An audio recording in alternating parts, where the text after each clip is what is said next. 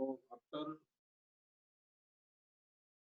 we have seen the conditional controls, that is if, then else, or nested if else statement, we have to see the second category of control structure, that is the iterative controls, which may also be called as a loops.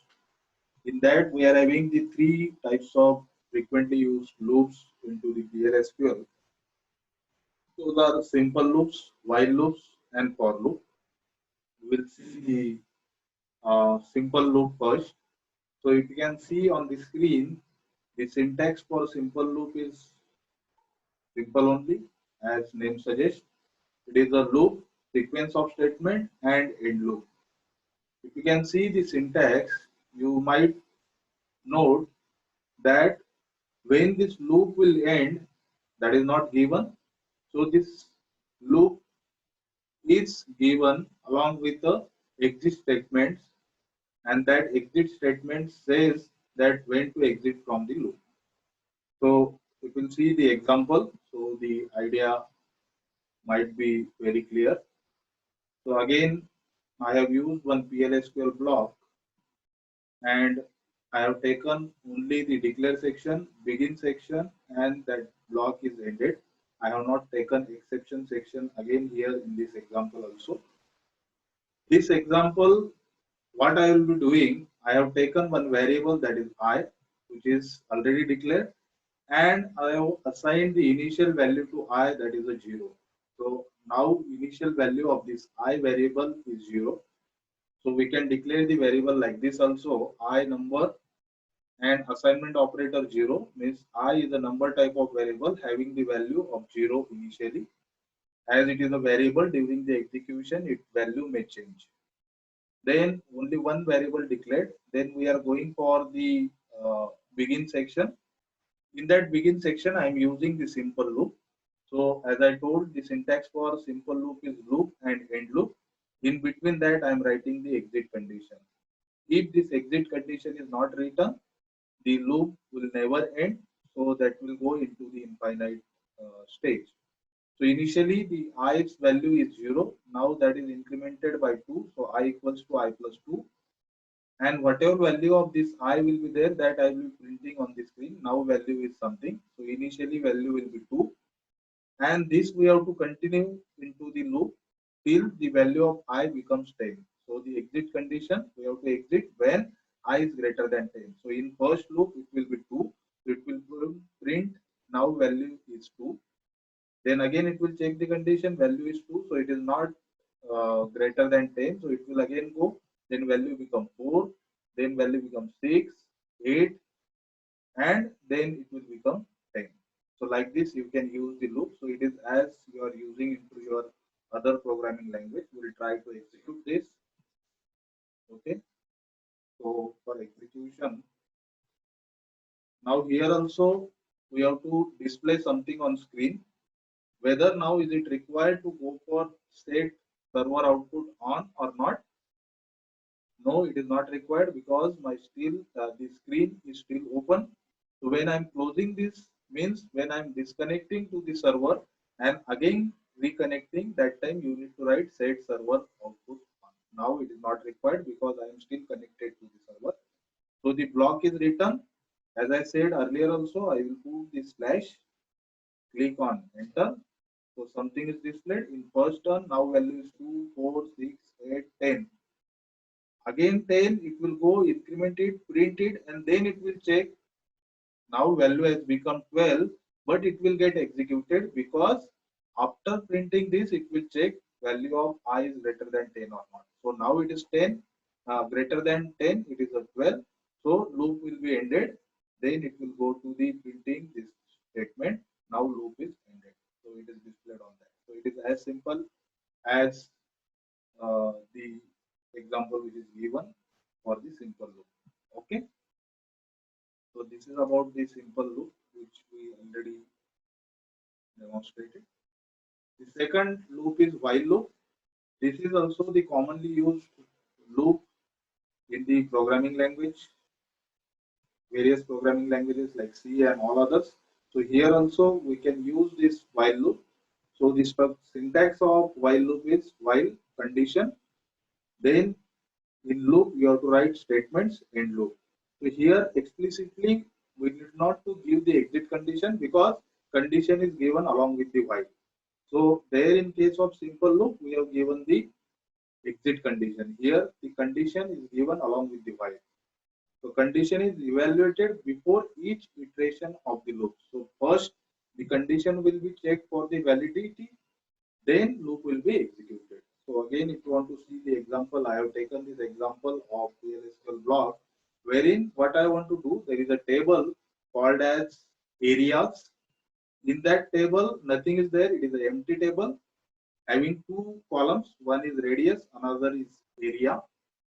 I have to start taking radius from 3 till radius becomes 7. So every time it will be incremented by 1, right? So initially I am having the radius equals to 3, and till it becomes the next up to the 7, we have to execute this while loop, right? So as we know that we have to take the radius and we have to calculate the area. So the formula is area equals to pi r square. So value of pi I have taken as a constant. So this number 4 comma 2, you might be knowing this is a decimal point declaration. You may write like this 4 comma 2. 4 indicates that the total length will be maximum 4, and 2 indicates that after decimal point maximum 2 digits you can put. So this is a pi. I am not declaring this as a variable because it is a constant. Its value will not change during the execution. So I have declared this as a constant. Which type of constant? It is a number kind of constant 4 comma 2, and assign the value initially only, that is 3.14.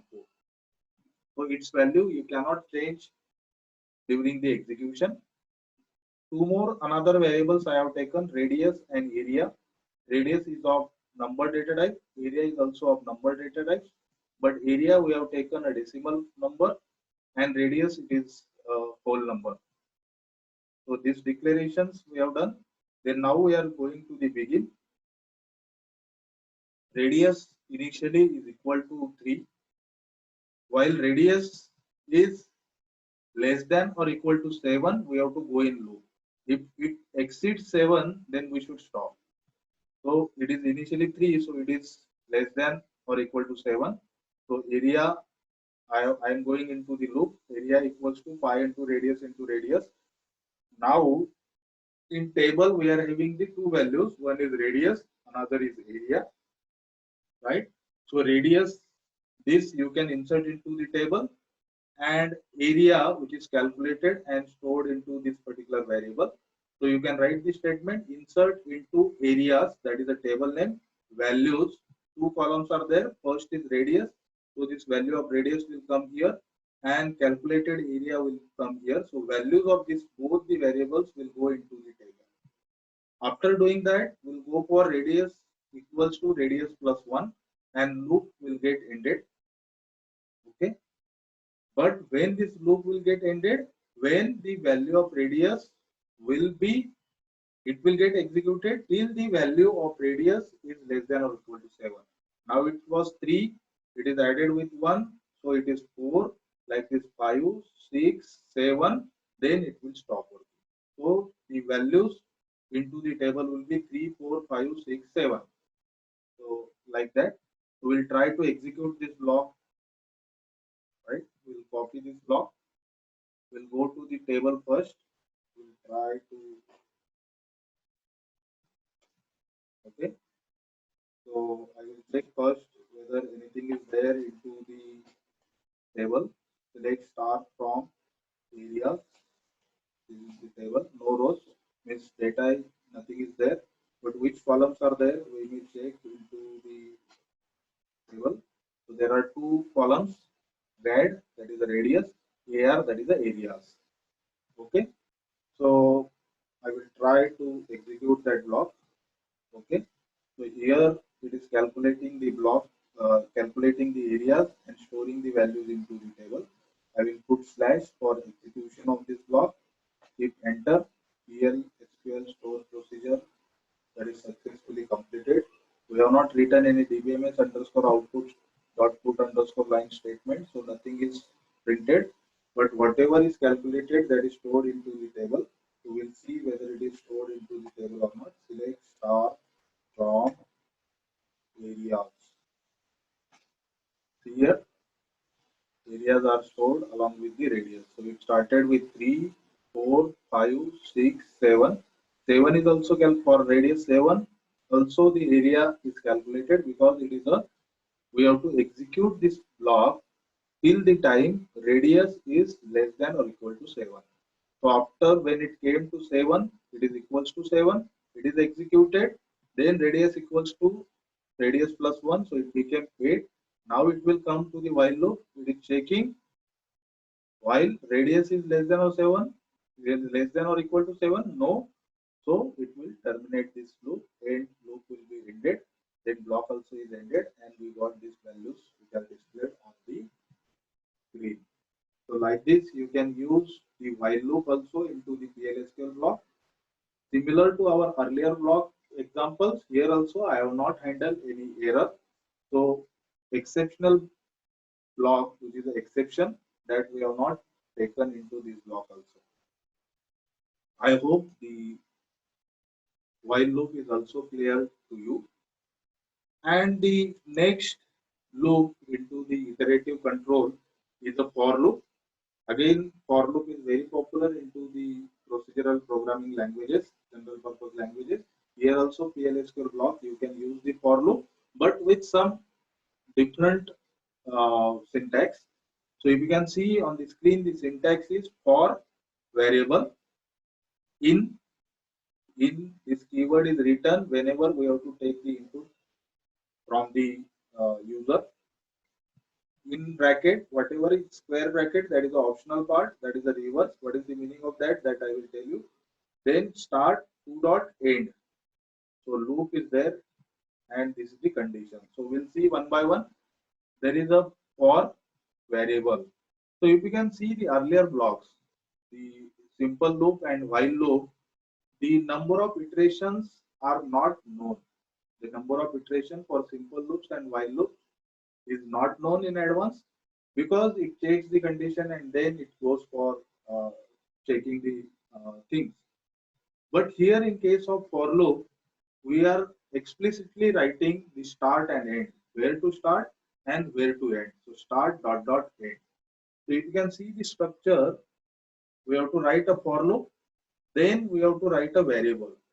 In other languages, when we are using the for loop, this variable needs to be declared first. But here it is not required to be declared because it is implicitly declared. So automatically it will get declared. So that is a one important difference between the other programming languages when we are using the for loop and here when you are using the for loop. So for this variable, we have to write the keyword in and initial value, that is the start dot dot end. One more thing is there into the other for loops. There we are writing that I plus plus something like that. So how many times in each iteration it will get incremented. So here it is fixed that every time the variable value will be incremented by 1. So 1 by 1 from start to end we have to go, and then in loop we have to write this statement. Now if this reverse keyword is not written, then we'll start from the lower bound and we'll go to the upper bound. If it is written as a reverse also, then it will execute in reverse. It will start from the upper bound and it will end up to the lower bound. So in that case, you can write the reverse keyword. I hope the syntax is clear. So it will be more understood with the help of demo. So if you can see that our earlier example only, we have to start calculating the areas from 3 to 7, and each time when it is calculated, it should be stored into the table. So in earlier example, we have done the same thing using the while loop. Here we are going to use the for loop. The declarations are same, by constant, radius and area.